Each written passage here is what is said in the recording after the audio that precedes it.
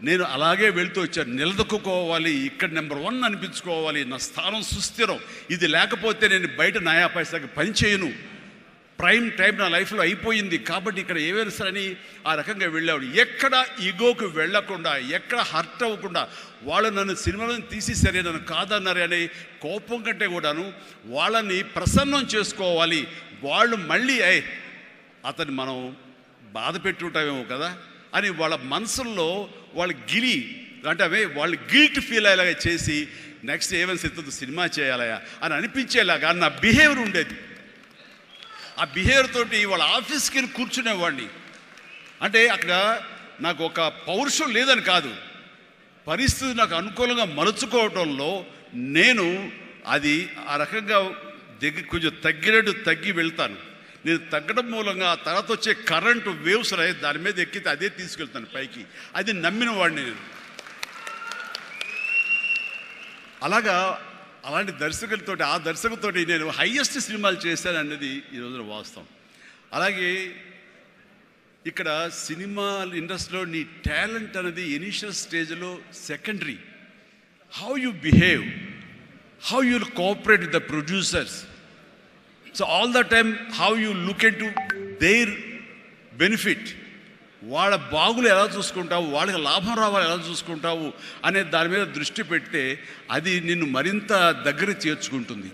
రామారావు గారి ఎగ్జిట్ తర్వాత, ఆయన పాలిటిక్స్కి వెళ్ళిన తరువాత ఒక గ్యాప్ లోపల ఉన్నారు మహానటులు ఎంతోమంది ఉన్నారు. శోభన్ బాబు గారు, కృష్ణరాజు గారు, కృష్ణ గారు, నాగేశ్వర గారు, అందరూ ఉన్నారు. ఆ టైంలో ఒక కొత్త వాటికి ఛాన్స్ రావడం అనేది ఎంత కష్టం అనేది నేను ప్రత్యేకించి చెప్పక్కల. ఈ రోజుల్లో మాత్రం కాదు. ఆ రోజుల్లో ఏంటి అంటే నా టాలెంట్ ఉంది కదా ఎస్ అని అనుకుంటే కుదరదు బాబు. నీ బిహేవియర్ కూడా దానికి అడిషనల్గా యాడ్ అవ్వాలి. మనం కొంచెం ఏంటంట అని అన్నామనుకోండి, అబ్బో వీడితో ఎక్కడ పడుతున్నా బాబు, వద్దురే బాబు, ఆల్టర్నేటివ్ చూడండిరా అనేలాగా వాళ్ళ మైండ్ సెట్ ఉంటుంది. మనలాంటి నటులు ఎంతోమంది ఉంటారు. బట్ వాళ్ళలో మనం బెస్ట్ ఆప్షన్ అంటే అపార్ట్ ఫ్రమ్ అవర్ హిస్టానిక్ టాలెంట్స్, మనకున్న నైపుణ్యం కంటే కూడా మన వ్యక్తిత్వం కూడా అక్కడ చాలా చాలా ప్రధానమైన పాత్ర వహిస్తుంది.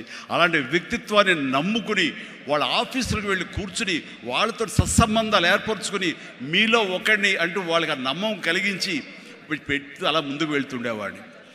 ఎలాగో ఎవాల్వ్ అయ్యాను అంటే, నన్ను ఇండస్ట్రీ నాకు చేయూతనిచ్చి ఇండస్ట్రీ నన్ను పైకి ఎదిగేలా చేసింది అనే దానికంటే నన్ను ప్రేక్షకులు ఫస్ట్ వాళ్ళను గుర్తించారు.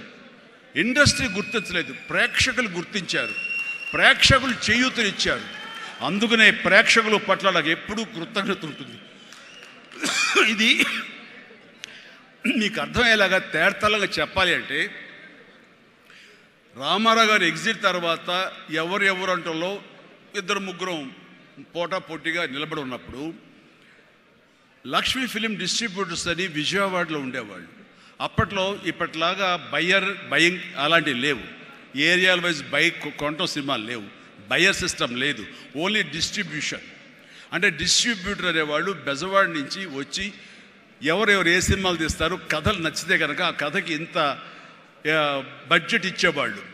ఆ బడ్జెట్ తోటి సినిమాలు తీసేవాళ్ళు. అందులో లాభాలు ఎంతో మిగుల్చుకొని మిగతా వాళ్ళు డిస్ట్రిబ్యూటర్స్ వాళ్ళు డిస్ట్రిబ్యూట్ చేసుకుని ఆ వచ్చే డబ్బు వాళ్ళు పంచుకునేవాళ్ళు. ఇది సిస్టమ్. ఆ సమయంలో ఒక కథ చెప్పి మేము సో హీరోని మేము అనుకుంటున్నామని ఆ ప్రొడ్యూసర్స్ చెబితే, లింగమూర్తి గారని లక్ష్మీ ఫిలిమ్స్ సంబంధించినటువంటి వాళ్ళ CEO ఆయన వచ్చారు. ఓకే, ఎంత ఎక్స్పెక్ట్ చేస్తున్నారు ఆ హీరో మీద? అప్పుడు 25 crores క్రోర్స్ కాదు, ల్యాక్సే.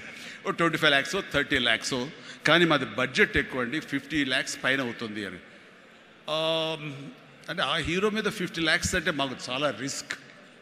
చిరంజీవి అని వస్తున్నాడు కదా, అతని మీద అయితే ఇస్తాం అని.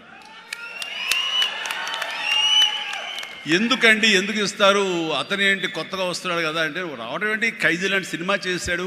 ఆ ఖైదీలో అతని డ్యాన్సులకి ఫైట్లకి ఎక్స్ట్రాగా జనం విపరీతమైనటువంటి రెస్పాన్స్ ఉంది. మేము జనంలో ఉంటాం, బెజవాడలో ఉంటాం, మిగతా ఊళ్ళ నుంచి ఫీడ్బ్యాక్ తీసుకుంటాం, మాకు తెలుసు అతని పొటెన్షియాలిటీ అని. అంటే చెన్నైలో ఉండేవాళ్ళు, మెడ్రాస్లో ఉండేవాళ్ళు కొంచెం సంశయిస్తూ వచ్చారు. కాదండి, ఇతనైతేనే 50 ఇస్తాం, వాళ్ళైతే మాత్రం 30 కంటే ఎక్కువ ఇవ్వలేము అని వాళ్ళు తేల్చి చెప్పిన తర్వాత ఆయన ఒక మాట అన్నాడు, సాంగ్స్ అండ్ ఫైట్స్ అనేవి అప్పటి వరకు మినీ ఇంటర్వెల్స్, స్మోక్ చేసేవాళ్ళు కానీ, లేకపోతే బాత్రూమ్ వెళ్ళేవాళ్ళు కానీ, లేకపోతే రిఫ్రెష్మెంట్స్ కోసం బయటికి టీ తాగడం వెళ్ళే వాళ్ళకి సాంగ్ రాగానే వాళ్ళు బయటికి వెళ్ళిపోయేవాళ్ళు. ఫైట్స్ అనగానే కొంచెం అసహనంగా ఉండి బయటికి వెళ్ళిపోయేవాళ్ళు, ఎందుకంటే అది డూప్ చేస్తున్నాడు రా, మధ్యలో క్లోజప్స్లో హీరో తప్ప, అండ్ సాంగ్స్లో ఏంట్రా అది, అలాగే ఉండేది కామెంట్స్ అని. ఆయన చెప్పిన మాటలు ఇవి, నా మాటలు కాదు. ఆయన అన్నారు, కానీ అదే ఈ అబ్బాయి సాంగ్స్ అయితే కనుక ప్రొజెక్టర్ ఆపి మళ్ళీ రిపీట్ తోటి మళ్ళీ వేయండి అని అనిపించుకుంటున్నారు.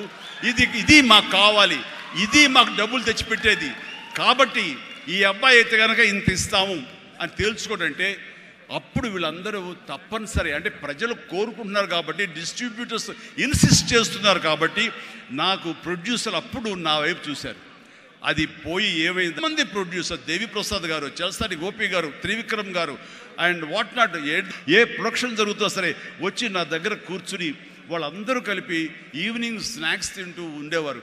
అప్పుడు అనేది ఇది కదా నా బలం, ఇది కదా నేను సాధించుకున్నాను అని. రామారావు గారి ప్రొడ్యూసర్లు తిరిగి నాతో సినిమాలు తీస్తుంటే అది ఎనలేని బలం. నెంబర్ 1 హీరో అవ్వాలని అనుకున్న నాకు ఆ క్షణం అనిపించింది, అయ్యానని ఒకసారి కాలర్ ఎగరేస్తే ఏమవుతుందో కూడా నాకు తెలుసు. అందుకనే అణిగిమణిగే ఉండాలి, ఎప్పుడు సబ్జ్యూడ్గానే ఉండాలి. నెంబర్ 1 అనేది నా మైండ్లో ఎప్పుడు పెట్టుకునేవాడిని కాను. స్వేర్ కష్టపడి పనిచేస్తే ఆటోమేటిక్గా ఆ నెంబర్ అట్లాగే ఉంటుంది తప్ప ఎక్కడికి పోదు. అదే నమ్మకంతో తప్ప నేను నెంబర్ 1 చెప్పుకుంటే అది నాతో నిలబడుతుందన్న నమ్మకం లేదు. మనం కష్టపడి అలాగే అదేవిధంగా ముందుకు సాగుతూ ఉంటే కనుక ఆటోమేటిక్గా వస్తుంది. ఆ నెంబర్ 1 స్థానం అలాగే నిలబడి ఉంటుంది. అది గట్టిగా నమ్మిన వాడిని. ఇది ఎవరు చెప్పింది కాదు, నా అంతరాత్మ నాకు చెప్పింది కాబట్టి దాంతో ఫాలో అవుతూ వచ్చేవాడిని. అందుకని ఈ రోజున నేను సరదాగా ఎంటర్‌ప్రెన్యూర్‌షిప్ వీళ్ళది నేను నా సోత్కర్షం చెప్పకూడదు అనుకుంటున్నప్పుడు నేను ఏం పాయింట్లు చెప్పాలని ఊరికి గూగుల్ చేసేవేళ చేస్తే the key principles to become an entrepreneur, identify your passion.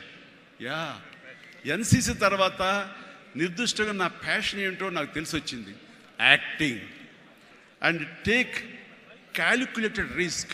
నాన్నన్నారు, ఈ సినిమా ఇండస్ట్రీలో ఎవరు తెలియదు, నువ్వు వెళుతున్నావు, అది రిస్క్ కదరా, మరి అక్కడ ఎవరు రాణించకపోతే ఏం చేస్తారు?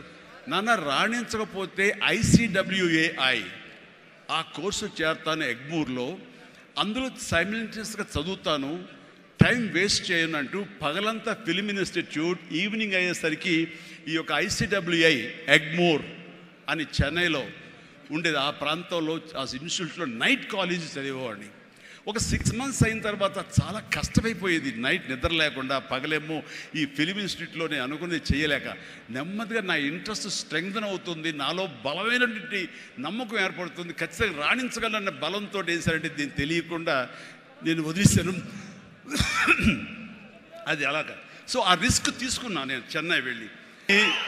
ఇందాక నుంచి చాలా చెప్తూ నా అచీవ్మెంట్స్ గురించి చెప్పాను. Pawan Kalyan is my achievement, Ram Charan is my achievement, నా ఫ్యామిలీలో ఉన్న 2 బిడ్డలు అందరూ కూడా నా అచీవ్మెంట్. వీళ్ళందరూ చూస్తుంటే ఇది కదా నేను సాధించానని. మొన్న పవన్ కళ్యాణ్ ఇంటికి వచ్చినప్పుడు ఒక మాట అన్నాడు, అన్నయ్య నీకు ఒక మాట అనేవాడికి గుర్తుందా అని. ఏమన్నానరా, మన ఇంట్లో ఇంతమంది మీరందరూ ఉన్నందుకు, నాకు ఈ అవకాశం భగవంతుడు ఇచ్చినందుకు ఇది నాతో ఆగిపోకూడదు.